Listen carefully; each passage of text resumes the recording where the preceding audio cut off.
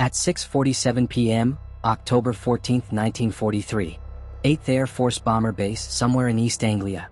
The rain is cold, steady, and merciless, a soaking East Anglian drizzle that finds every gap in a collar and turns wool greatcoats into sodden lead. The floodlights on the perimeter track throw pale cones of light through the murk, catching the raindrops like tracer rounds frozen in time.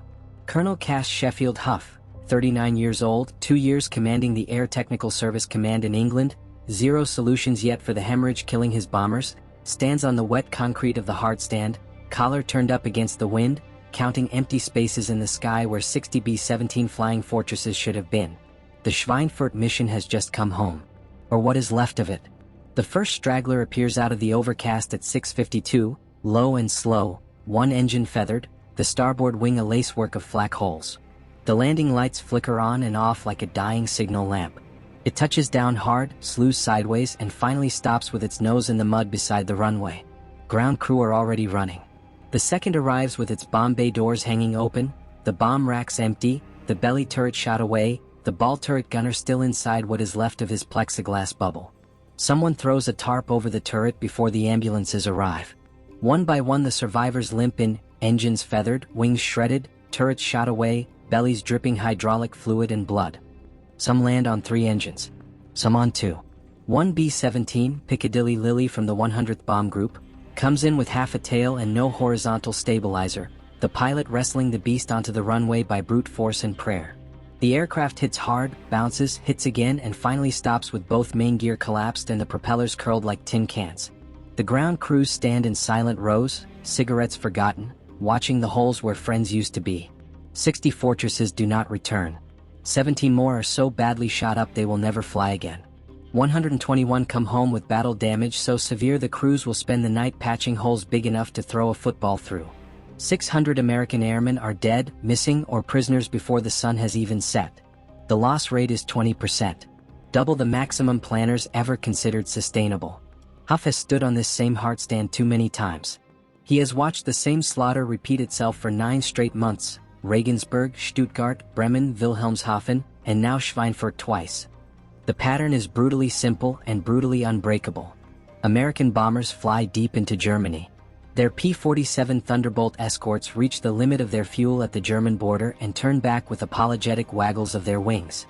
Luftwaffe fighters, Bf-109s, Fw-190s, twin-engine Zerstorer heavy fighters, swarm the undefended formations like wolves on a wounded herd. The bombers die in burning pieces over the Reich, falling out of formation trailing smoke and men who will never see 25. The mathematics are merciless. At 20% losses per mission, the 8th Air Force will cease to exist within 5 more missions. There will be no bombers left to bomb, no crews left to fly them. The strategic bombing campaign, the entire reason the 8th exists, will collapse and the war in Europe will drag on for years while the army fights its way up the Italian boot one bloody ridge at a time. Huff is not a combat officer. He is an engineer. A businessman. Vice President of Daisy Manufacturing, the people who make the Red Ryder BB gun every American kid wants for Christmas, before the war. He understands production lines, material constraints, cost curves. He knows how to take a problem that looks impossible and find the one place where a small change makes a huge difference. He knows the 8th is bleeding aluminum faster than Detroit can stamp it out. Every pound of the miracle metal is already spoken for, B-17s, B-24s, P-47's, P-38's, P-51's, landing craft, tanks, jeeps, mess kits, even the foil and cigarette packs. There is nothing left for the one thing that might save the bombers: long-range drop tanks. The P-47 Thunderbolt, the best escort they have, can't reach past the Rhine without them. The P-38 Lightning has the legs in theory, but the tanks don't exist in quantity. The new P-51 Mustang is the answer everyone is praying for, but it needs external fuel to get to Berlin and back. And America has run out of aluminum to build the tanks. Huff has spent 9 months watching good men die because of that simple, stupid fact. He has sat in briefing rooms while generals argue about whether to abandon daylight bombing entirely. He has listened to staff officers insist the answer is more bombers, better formations, more guns. He has watched crews who have just seen their friends burn write letters home they will never finish. He is tired of watching. He remembers something the brass has forgotten. Back in 1942 the British tried paper tanks. The RAF tested them on Spitfires over the Channel. The tanks leaked. They ruptured at altitude. They burst when dropped. The program was cancelled as a bad joke. But Huff remembers the concept. Paper is cheap. Paper is plentiful. Paper does not compete with bomber production for strategic metal. And if the leaks and ruptures can be fixed, paper might just keep those 600 boys from dying next time. He starts working the next morning. No committee. No endless memos. No waiting for approval from Washington. Just a quiet requisition for craft paper, resinol glue, and a corner of a hangar at Buttonwood. He is going to build fuel tanks out of paper. And he is going to make them work. Because the alternative is watching the 8th Air Force bleed out one mission at a time. And Cass Huff has had enough of that.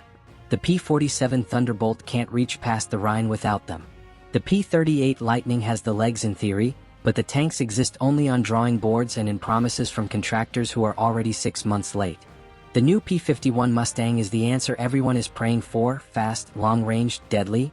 But even the Mustang needs external fuel to get to Berlin and back with enough time over target to matter. And America has run out of aluminum to build the tanks. Every ounce of the miracle metal is spoken for 10 times over. B-17s, B-24s, landing craft, tanks, jeeps, mess kits, even the foil wrappers on K-ration cigarettes. The priority list is merciless. Bombers first, then fighters, then everything else. Drop tanks are somewhere near the bottom, right after harmonicas and baseball bats for the recreation kits. Huff has spent 9 months watching good men die because of that simple, stupid fact. He has stood on this same rain-soaked hardstand after every disaster mission: Regensburg, Stuttgart, Bremen, Wilhelmshaven, Schweinfurt once, now Schweinfurt twice, and counted the empty places in the sky. He has read the after-action reports until the words blur. Escort turned back at 0900 due fuel exhaustion. Heavy fighter reaction commencing 0915, formation disintegrated under massed attacks. He has visited hospital wards where boys with burned faces and missing limbs ask him, in voices still cracked from screaming, why the fighters couldn't stay just a little longer. He is tired of giving them the same answer, because we have no tanks. But Huff remembers something the brass has forgotten. Back in 1942, the British tried paper tanks once. The RAF tested them on Spitfires flying over the Channel. The tanks leaked at first, seemed promising, cheap, light, made from ordinary craft paper and glue. Then they leaked. They ruptured at altitude. They burst when dropped. One even caught fire from static electricity. The program was cancelled in weeks. The official verdict: absurd. Everyone wrote the idea off. Everyone except Huff. Because Huff knows manufacturing. He spent 15 years at Daisy making millions of BB guns a year on assembly lines that turned out perfect products for pennies. He knows that impossible is usually just another word for we haven't figured out the process yet. He knows paper is cheap. Paper is plentiful. Britain is literally surrounded by forests and paper mills working overtime for wartime packaging. Paper does not compete with bomber production for strategic aluminum. And if the leaks and ruptures can be fixed, paper might just keep those 600 boys from dying next time. He starts working in late October 1943. No fanfare. No press releases. No request for permission that will only get buried in committee. Just a quiet requisition slip for 50 reams of craft paper, 10 gallons of resorcinol glue, and a corner of Hangar 7 at RAF Buttonwood where the night shift won't ask too many questions. The specifications he writes are brutal. 110 US gallon capacity. Must survive 30,000 feet altitude and minus 40 degrees Fahrenheit without becoming brittle. Must withstand 400 miles per hour airflow without deforming. Must not leak a single drop of 100 octane avgas.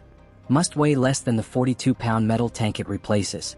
Must cost a fraction of the $63 a metal tank runs.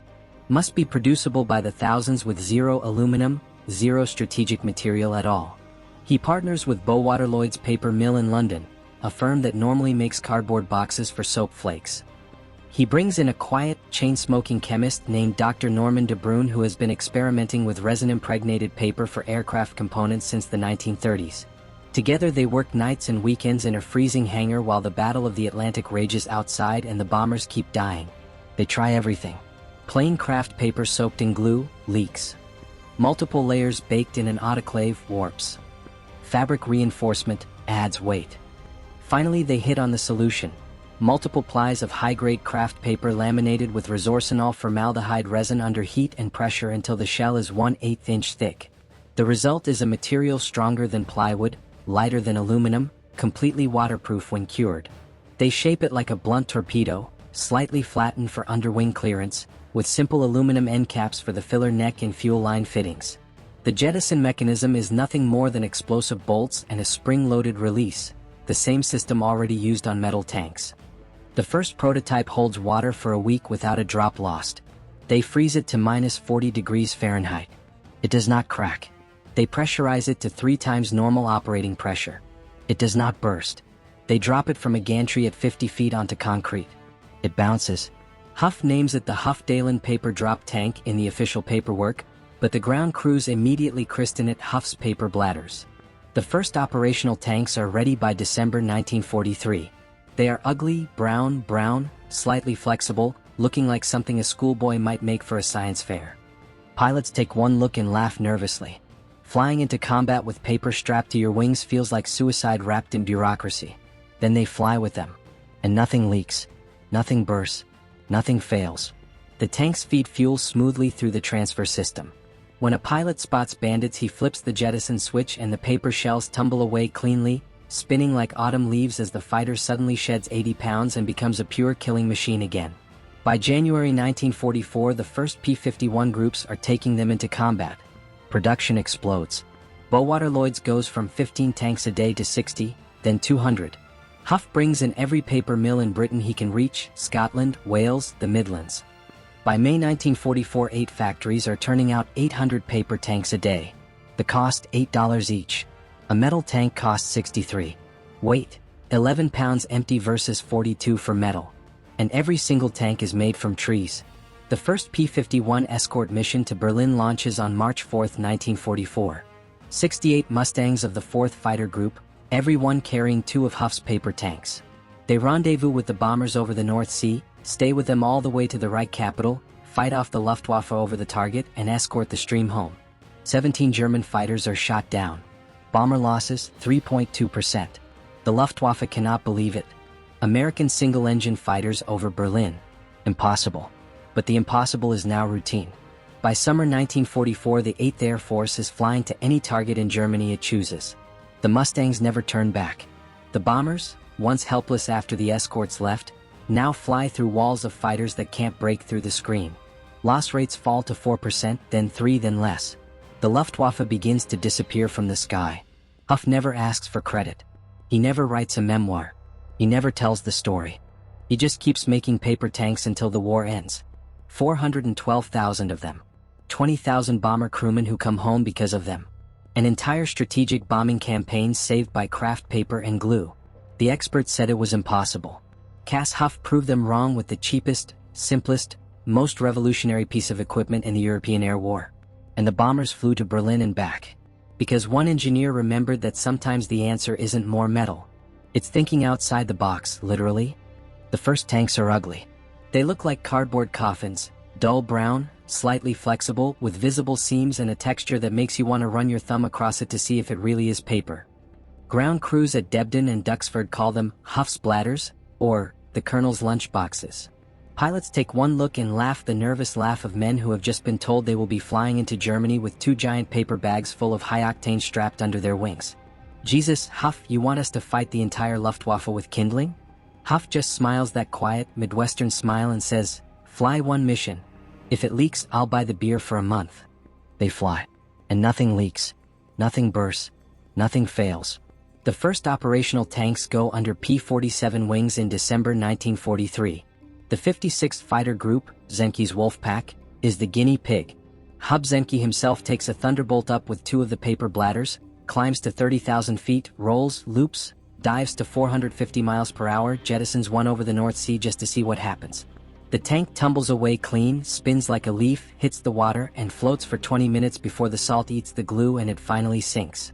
Zemke lands, climbs out, looks at Huff standing by the hardstand with his hands in his pockets, and says only 3 words. "You beautiful bastard." Word spreads faster than official orders. By January 1944, the Mustang groups, 4th, 354th, 357th, are taking them. The P-51 is the perfect match, fast, long-legged, deadly when it has the fuel to get where the bombers need it. 2 paper tanks give a Mustang 750-mile combat radius. London to Berlin and back with 30 minutes over the target to hunt, 30 minutes to chase every 109 that shows its nose, 30 minutes to make the Luftwaffe bleed. Production explodes. Bowater Lloyd's in London starts at 15 tanks a day, hand-built prototypes, each one inspected by Huff himself under a desk lamp at midnight. Then 60. Then 200. Huff drives north in a borrowed olive-drab staff car with a Union Jack pennant flapping on the fender, chain-smoking players and drinking tea gone cold hours ago. He walks unrolls blueprints on mill managers' desks in Glasgow, Dundee, the Lake District, South Wales. Same pitch every time, quiet and Midwestern and impossible to refuse. I need everything you can make. Trees are the only thing the Germans can't shoot down. By May 1944, 8 factories across Britain are turning out 800 tanks a day. Women who used to wrap soap flakes now glue aircraft parts under factory lights that never go out. Children collect scrap paper for the war effort, old comics, love letters, church bulletins, and have no idea their Beano annuals are being pulped into the resin that will one day save their fathers' lives. The mills run 3 shifts. The glue vats never cool. The air smells of pine resin and victory. The cost $8 each. A metal tank costs 63. Weight, 11 pounds empty versus 42 for metal. And every tank is made from trees, British trees, Canadian trees, Scandinavian spruce shipped across U-boat alley in convoys that sometimes don't make it. Trees that grow faster than the Luftwaffe can shoot them down. The first P-51 escort mission to Berlin launches on March 4, 1944. 68 Mustangs of the 4th Fighter Group, the Debden Eagles, every one carrying 2 of Huff's paper tanks, roll down the perforated steel planking at Debden in the cold, damp dawn. The tanks look absurd, dull brown, slightly flexible, like someone has strapped grocery bags full of petrol under a $500,000 fighter. Ground crews still call them Huff's bladders, and make jokes about bringing matches. The pilots do not laugh. They have seen the casualty list. They know what happens when the bombers fly alone. They take off in pairs, climb through the overcast, break into clear sky over the North Sea at 25,000 feet. The bomber stream is already forming up, hundreds of B-17s and B-24s in perfect boxes, contrails scribbling white across the blue. The Mustang pilots slide into position alongside, high and to the sun. The bomber crews look down and see the sleek fighters with the strange brown bladders under their wings, and for the first time in 2 years they do not feel alone. The fighters stay with them all the way. Past the Dutch coast where the flak starts reaching up like black fingers. Past the Rhine where the P-47's used to wave goodbye and turn for home with apologetic waggles of their wings. Past the point where every bomber crewman used to start counting the minutes until the fighters left and the real killing began. They reach Berlin. The city is under a thin haze of smoke from yesterday's raid. The Luftwaffe throws everything it has, 109s in swarm formations, FW-190s with underwing rockets, even the new Me-262 jets in 1s and 2s, streaking past at speeds no piston fighter should match. The Mustangs meet them head-on. When a German fighter dives in, the pilot flips the jettison switch and the paper tanks tumble away like autumn leaves. 80 pounds lighter, the Mustang becomes pure predator, rolls faster, climbs harder, turns inside anything wearing a Balkenkreuz. The sky over Berlin becomes a slaughter pen with the roles reversed for the first time in the war. 17 German fighters fall in flames. Bomber losses, 3.2%, 9 fortresses out of 280, a number so low the crews can hardly believe the mission debrief. Back at Debden, the pilots land with fuel to spare and stories no one back home will believe until the film is developed. One pilot from the 354th taxis in, climbs down, and kisses the brown paper tank still hanging under his left wing because it hasn't needed to be jettisoned. The ground crew cheers like he just won the World Series. The impossible is now routine. By summer 1944, the 8th Air Force is flying to any target in Germany it chooses: Nuremberg, Munich, Stuttgart, Vienna, Ploiești, even the synthetic oil plants in the east that were supposed to be untouchable. The Mustangs never turn back. The bombers, once helpless, bleeding altitude and formation while the escorts disappeared behind them, now fly through walls of fighters that can't break through the escort screen. Loss rates fall to 4%, then 3%, then less. The Luftwaffe begins to disappear from the sky. Pilots who once wrote their wills before every mission now write letters home joking about how quiet it has become. Navigator logs that used to read heavy fighter reaction commencing 1,100 hours, now read escort continuous, no enemy aircraft observed. The change is so complete that some crews complain they are bored on the way to the target. The paper tanks make it possible. Every mission, every day, 800 new tanks roll off British production lines. Women in headscarves and factory overalls glue them together while humming Glenn Miller. Children in short trousers bring bundles of old newspapers to school collection points. The tanks are loaded onto flatbed trucks, driven to the airfields, hung under wings before dawn. By the time the sun is up, they are already over Germany, feeding fuel to engines that are rewriting the war. The Luftwaffe tries everything. They target the tanks with incendiaries. The paper doesn't burn easily. They try to ram them. The tanks jettison cleanly and the Mustang is already gone. They order their pilots to attack the external tanks first. The shape-charge rockets sometimes punch holes, but the fuel leaks, but the paper self-seals around the puncture and the Mustang keeps flying. The tanks take hit after hit and keep working. By July 1944, the 8th Air Force has used 93,000 paper drop tanks.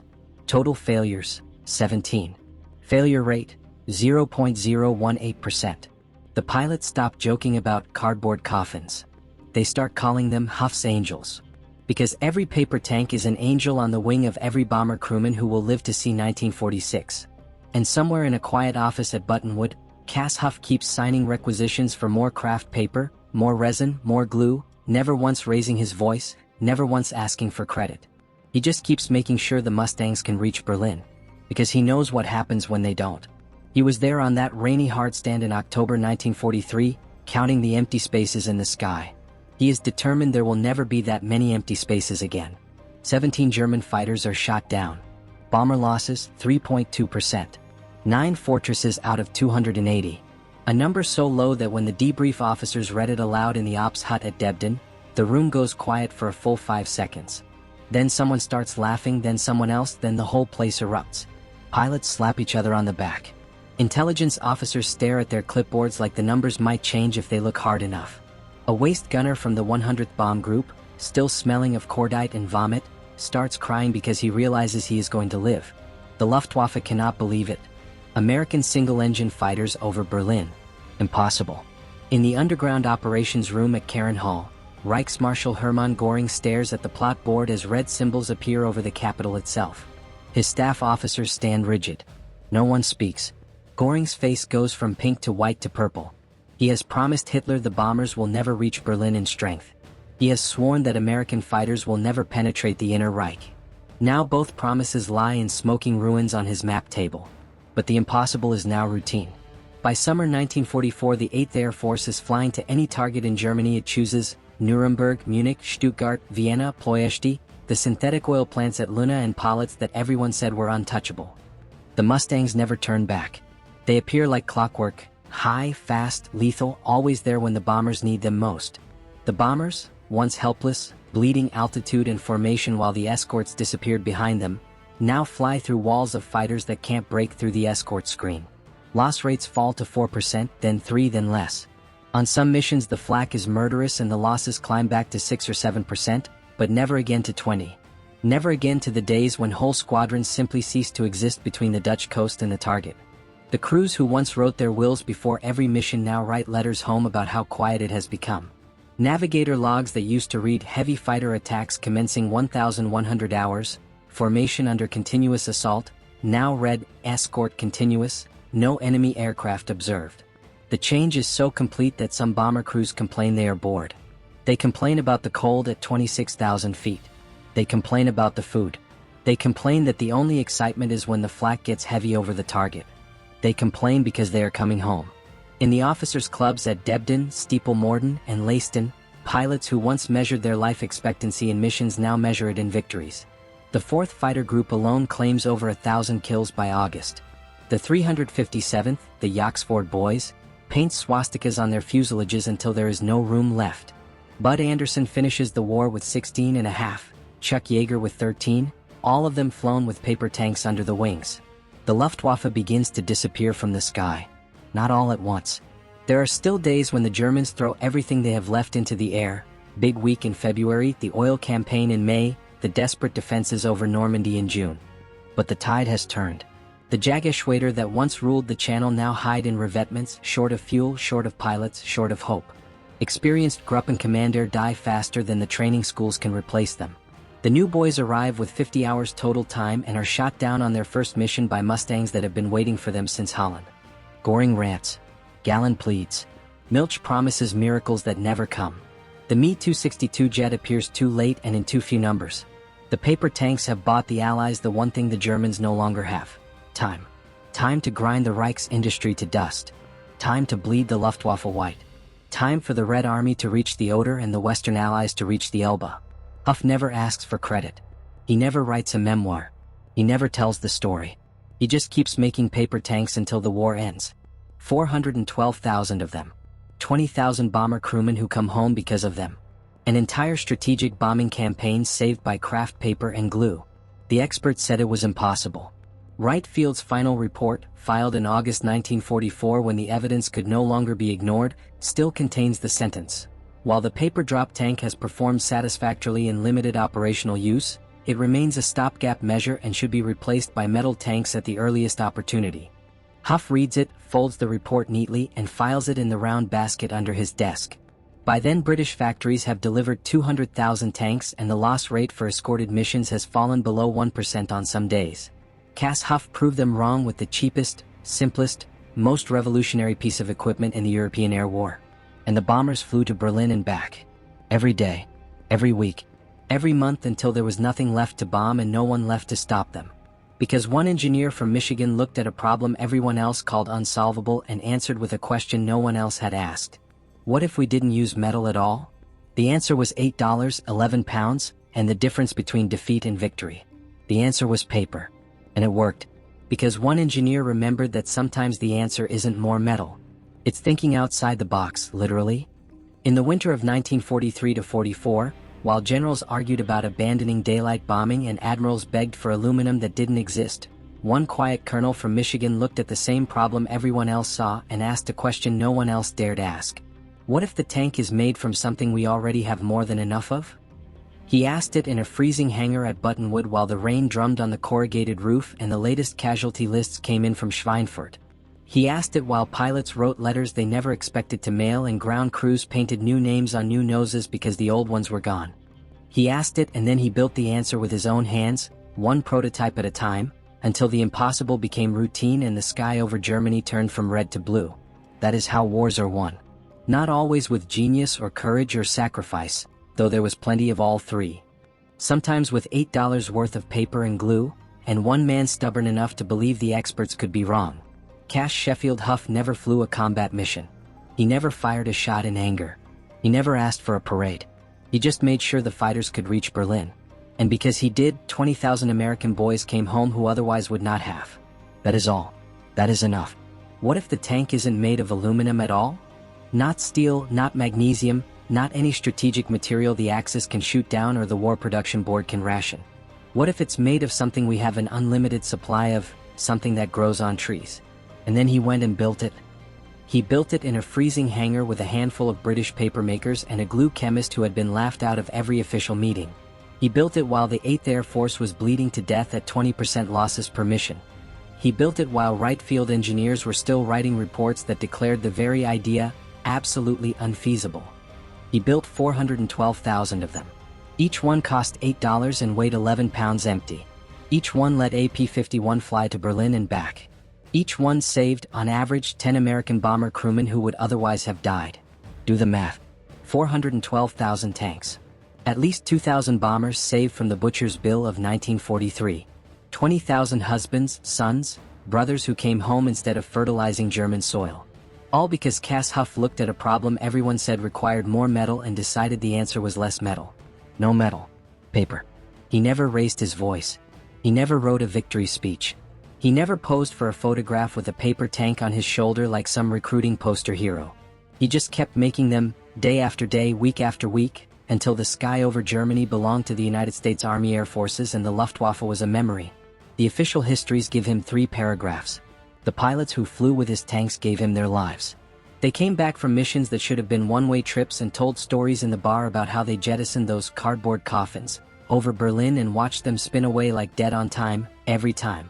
They laughed about flying into combat with something that looked like it came from a grocery store. Then they bought Huff a drink and said thank you, the only way fighter pilots know how, quietly with a nod and another round. Because they knew. They knew that without those ridiculous, impossible $8 paper tanks, most of them would have ended the war as a name on a casualty list instead of a father, a grandfather, a man who lived long enough to tell his grandchildren what it felt like to own the sky over Berlin in 1944. Cass Huff went home in 1945, went back to making BB guns, ran Daisy Manufacturing for 28 years, and died in 1990 with almost no one outside a small circle of engineers and old pilots knowing what he had done. But every time you see a photograph of a sleek P-51 banking over the Reich with 2 brown paper bladders under its wings, remember this. That airplane is flying 400 miles deeper into enemy territory than anyone thought possible in 1943. That bomber stream behind it is coming home at 3% losses instead of 20. That war ended a year earlier than it might have. All because one man refused to accept that the only metal could hold fuel. He turned trees into wings. And in doing so, he gave wings back to 20,000 American boys who would never have to write a last letter home. If this story of the man who saved the 8th Air Force with paper hit you the way it hits us every single time we see those old photographs of Mustangs with those ridiculous cardboard tanks under their wings, do 3 things right now. Smash that like button. Every like tells the algorithm to push this story to one more person who needs to know that the war was sometimes won by quiet engineers in freezing hangars, not just by aces with 20 kills. Subscribe and hit the bell. We bring you these forgotten stories every week, the ones the official histories leave out because they don't fit the myth of tanks and tigers and dogfights at 30,000 feet. Drop a comment. Where are you watching from, and had you ever heard of the paper drop tanks before today? Because Colonel Cass Sheffield Huff, the man who turned trees into victory, who proved that sometimes the most powerful weapon isn't made of steel but of stubborn ingenuity, deserves more than 3 paragraphs in an official history. He turned a material everyone laughed at into the margin between defeat and victory. He deserves to be remembered. Lock in. This is Wartime Zone. We'll see you in the next fight.